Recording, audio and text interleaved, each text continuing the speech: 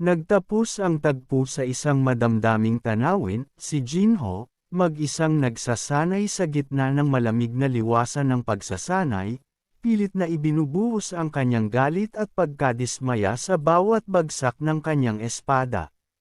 Buo ang lakas sa bawat hakbang, bawat hampas, tila ba nais niyang ilabas ang lahat ng apoy na sumisiklab sa kanyang dibdib matapos ang masalimuot na pagtatalo nila ng kanyang nakababatang kapatid, si Yun Si-ho. Habang pinapawi ang damdaming hindi matahimik sa pamamagitan ng pag-eehersisyo, bigla niyang naalala ang mapapait na alaala. Ang mga sandaling si Si-ho ay pinahina ng matinding karamdaman, nakahandusay sa kama, walang magawa. Bumalik ang damdaming taglay ng isang kapatid na walang ibang magawa kundi ang tumitig mula sa malayo, puno ng pagkadalamhati at guilt na hindi pa rin niya lubos malimutan. Isa pang alaala ang sumiksik sa kanyang isipan, ang lahat ay nagtipon sa paligid ng may sakit na si Si-ho, na nooy tila isang munting kandilang pinipilit lumiyab sa gitna ng unos. At siya, si Jinho, ay nakatanaw lamang, muling walang magawa. Sa kabila nito, si Si-ho ay mapayapang nagsalita sa sarili. Tunay ngang komplikado ang mga ugnayan sa pamilya. Napahagis si Jinho ng kanyang espada sa lupa, hingal na hingal, balot ng galit at pagkabigo. Ngunit sa gitna ng pagod at init ng damdamin, inamin niya sa kanyang sarili, tapat at walang pag-aalinlangan, na siya'y labis na nagagalit. Subalit kasabay ng kanyang pagkamuhi ay may kakaibang gon sa kanyang dibdib, na tila isang bahagyang ginhawa ang sumilay matapos niyang harapin ang sariling kapatid. Pagkaraan ng lahat, lumapit si Jinho sa isa sa mga kasambahay at tahimik na nagtanong kung ano ang ginagawa ng kanyang kapatid sa mga sandaling iyon.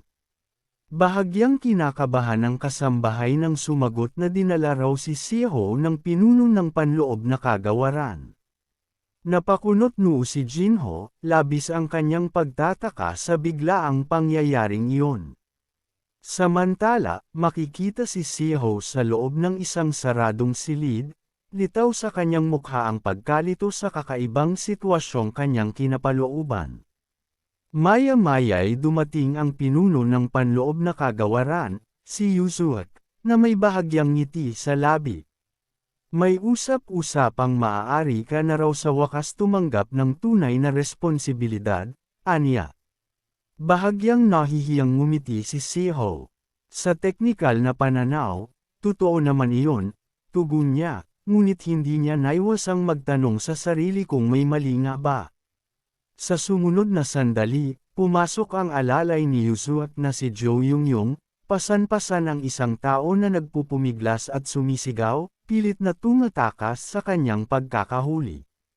Ngumiti ng may kapilyuhan si Yuzuak at buong giting na inanunsyo na simula sa araw na iyon, si Si-ho na ang kanyang opisyal na alalay, at ito'y aprobado mismo ng pinuno ng pangkalakalang grupo ng Yunhe.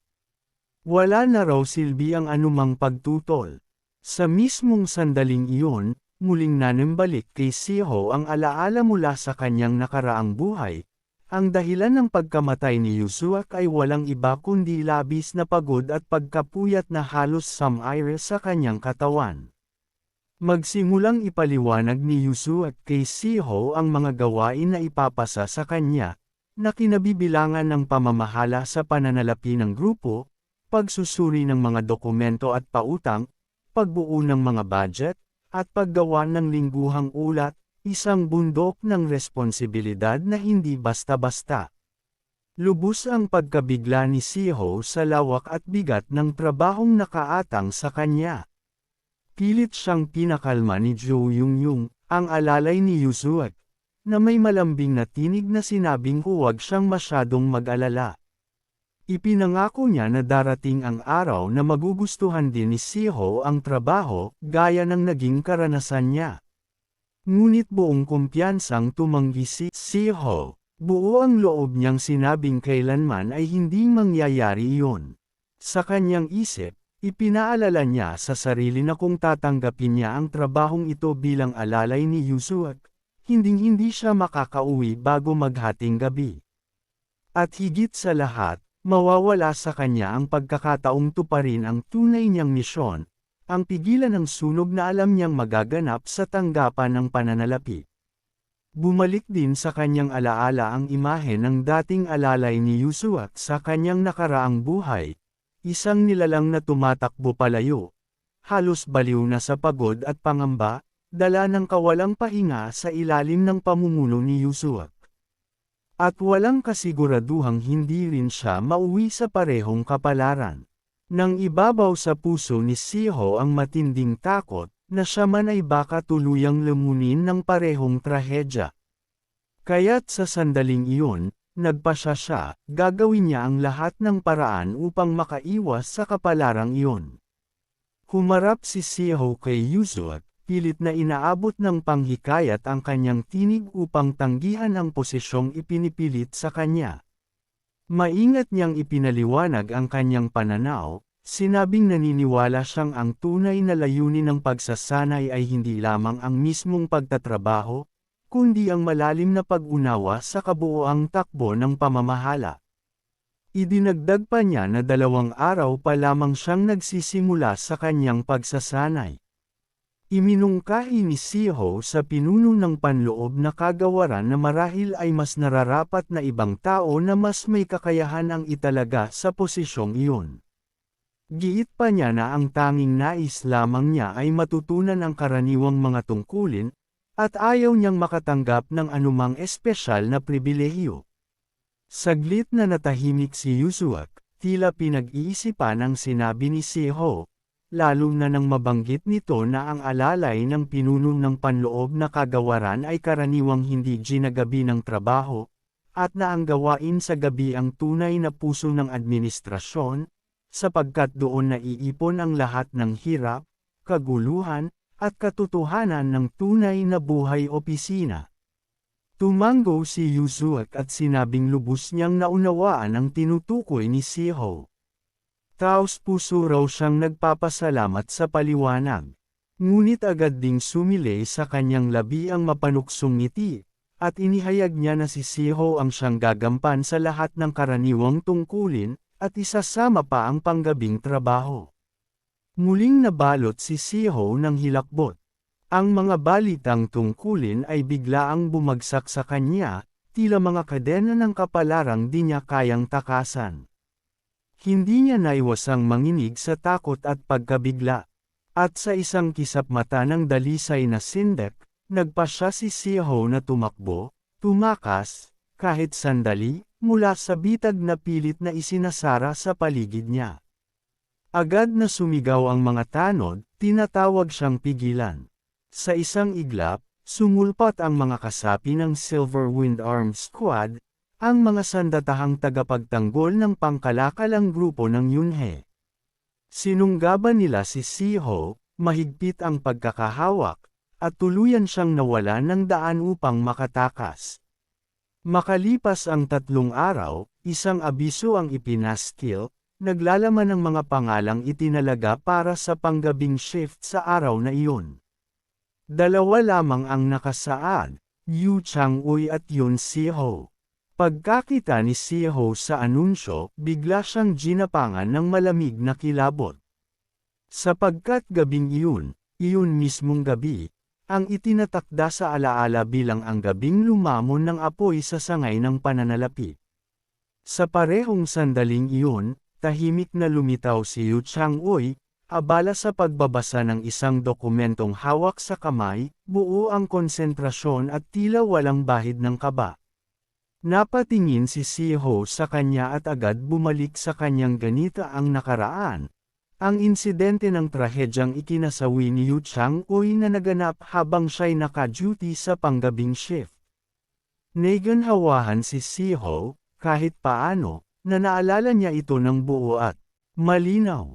Ngunit kasabay ng pagbalik ng alaala ay ang bugzo ng pagod na halos sumikop sa kanyang katinuan. Lubhang pagod si Siho, isang uri ng pagod na tila bumabagsak sa mismong kaluluwa. Pakiramdam niya ay unti-unti na siyang nababaliw sa matinding kagustuhang makatulog, ngunit di niya magawa. Ipinaliwanag niya sa sarili na napilitan siyang uminom ng mga tinatawag na pil ng init, isang uri ng gamot na ginagamit ng mga mangangalakal sa grupo ng Yunhe upang mapanatiling gising ang katawan. Ngunit sa halip na ginhawa, ang bawat araw ay pakiramdam niya'y patuloy na pagtulak lampas sa kanyang hangganan. Bagaman ang panloob na enerhiyang nakuha niya mula sa dalisay na prutas ng yelong melikotan ay mabilis na tumutulong sa pag-alis ng kanyang pagod, ang dami ng trabahong ibinabagsak sa kanya ay tila walang humpay na lumalago. Napaisip siya kung bunga lamang ba ito ng kanyang pagod at imahinasyon, o sadyang ginagawa ni Yusuak ang lahat upang lunurin siya sa trabaho. Samantala, paulit-ulit niyang ipinaalala sa sarili ang isang bagay kailangan niyang makaalis sa lugar na ito, at kailangan iyon mangyari pagkatapos ng gabing ito. Bago pa man siya tuluyang maging katulad ni Jo Yung-yung, ang alalay ni Yusuak, na ngayoy tila masaya pa habang patuloy na humihingi ng dagdag na trabaho. Nilapitan ni Siho si Yu Chang-uy at nagsalita, sinabing umaasa siya rito para sa gabing ito. Payapang tumugon si Chang-uy na siya rin ay umaasa kay Siho. Sa isip ni Siho, isa lang ang malinaw na layunin, makaligtas sa gabing ito, anuman ang mangyari. Gabi na. Habang abala si Siho sa kanyang trabaho, nakapokus ang isipan sa mga papeles sa harap niya, napansin niyang pumasok si Yu Chang-uy. May dala itong tsaa at magiliw na iminungkahing uminom muna sila bago simulan ang panggabing shift. Magalang na tumanggi si Siho, sinabing ayos lang siya at mas gusto niyang manatiling walang iniinom. Sa halip, naupo silang dalawa sa tabi ng isa't isa, tahimik, habang patuloy na ginagalaw ang kani-kanilang gawain. Ilang sandali pa, si Siho ang unang bumasag sa katahimikan. Tinitigan niya si Yu Chang-uy at mahinahong nagtanong kung mayroon ba itong gustong sabihin sa kanya. Nagkibit balikat si Chang-uy at sinabing hindi niya alam kung ano ang tinutukoy ni Siho. Tumango lamang si Siho at sinabing wala naman talagang mahalaga. Pagkaraan ng maikling pag-uusap, nagpasya si Yu Chang-uy na siya na lamang ang magsagawa ng inspeksyon sa paligid. Nagulat si Siho sa kanyang pagpupumilit na mag-isa, ngunit hindi na rin siya tumutol. Nang makaalis na si Chang-uy, tinawag ni Siho ang kanyang tagapagtanggol na si Yang M. Walang tugon. Ipinalagay niyang baka natutulog ito kung saan. Ngunit bigla na lang itong lumitaw, nakaupo sa isang mataas na bahagi ng silid, tila isang aninong nagmamasid sa lahat. Napakunot noo si Siho, nagtataka sa palagiang pagpili ni Yang M ng mga kakaibang lugar na pinagtataguan. Ngunit sa halip na pag-alitan, mahinahong tinanong ni Siho kung nais ba nitong bumaba at samalaw ng kaunting tsaa. Nabigla si Yang M sa alok, ngunit ngumiting tumango at buong galak na sumang-ayon. Pagkatapos inumin ang tsaa, napangiwi si Yang M. Mapait raw ito, at pabirong sinisi si Siho sa sobrang pagpapakulo nito. Ngunit di nagtagal, ang epekto ng pampatulog ay dahan-daang lumitaw. Bumagsak si Yang M sa sahig, mahimbing ang tulog, habang si Siho ay tahimik na nakatayo, pinagmamasdan siya. Kalma niyang binigkas sa sarili na sigurado siyang may pampatulog nga ang tsaa. Habang pinagmamasdan ng mahimbing na tagapagtanggol, dama ni Siho ang matinding pagod. Labis ang kanyang paghahangad na makatulog rin, gaya ni Yang M, ngunit alam niyang hindi pa iyon ang oras para magpahinga. Kaya't sa kabila ng hapdi ng kanyang talukap at bigat ng katawan, nagpasya siyang simulan ang kanyang inspeksyon sa paligid. Sa mismong sandaling iyon, isang aninong kain na hinala ang gumalaw sa kadiliman ng sangay ng pananalapi. At sa puso ni Siho, isa lamang ang tiyak, Kailangan niyang mahuli ngayong gabi ang taong may tangkang maghasik ng apoy.